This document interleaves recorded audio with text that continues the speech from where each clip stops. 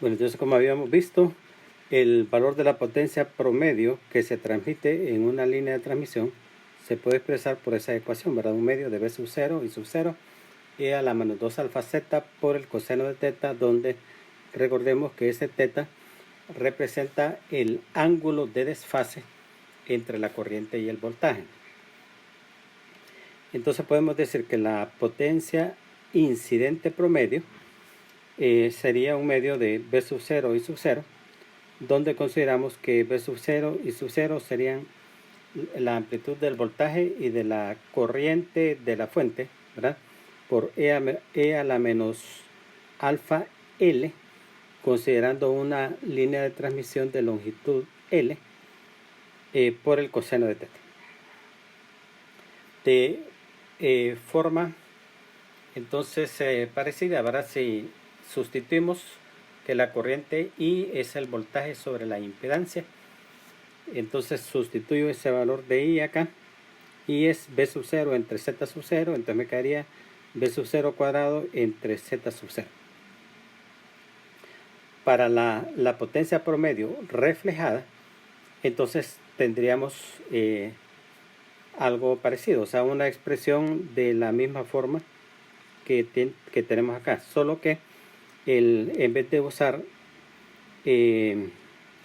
voltaje incidente sería voltaje reflejado, pero recordemos que definimos el gamma como la magnitud del voltaje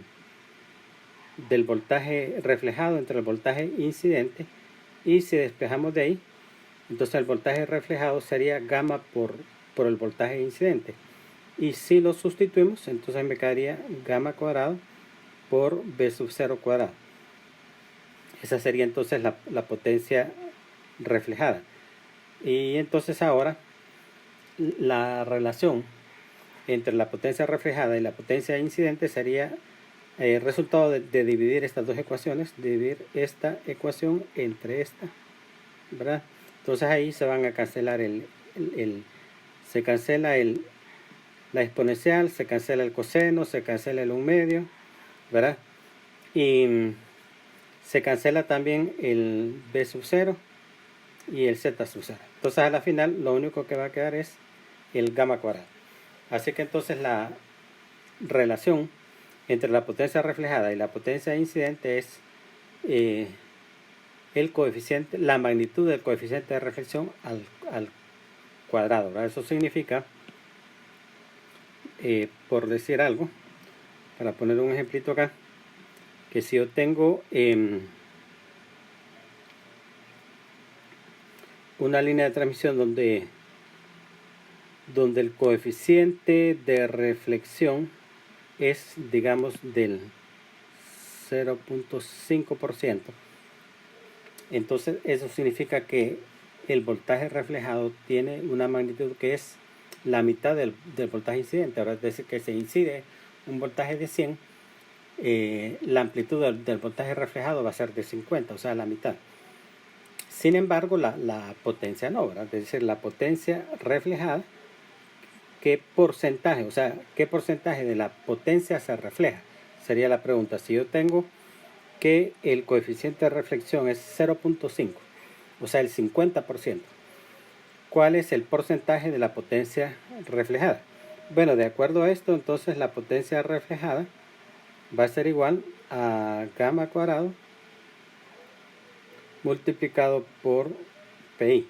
En este caso el gamma cuadrado sería 0.5 al cuadrado, ¿verdad? Que si lo hacemos acá, 0.5 al cuadrado, eso me da 0.25, es decir, que la potencia reflejada va a ser del 25%, o sea, no el 50%.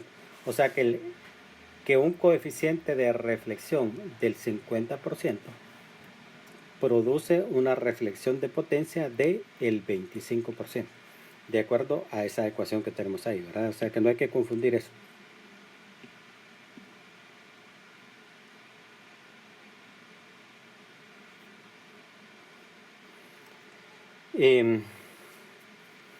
Y entonces, bueno, eso es lo que vimos, ¿verdad? Que la potencia reflejada entonces se calcula así, de esa forma. Y además, como la potencia es energía por unidad de tiempo y la energía se conserva, entonces se debe de cumplir que el porcentaje de potencia reflejada más el porcentaje de potencia transmitida tiene que ser igual a 1, ¿verdad? Porque la energía no se pierde. Y de acá, entonces yo sé que esto es gamma cuadrado, entonces me quedaría que gamma cuadrado es potencia transmitida entre potencia incidente, eso es 1.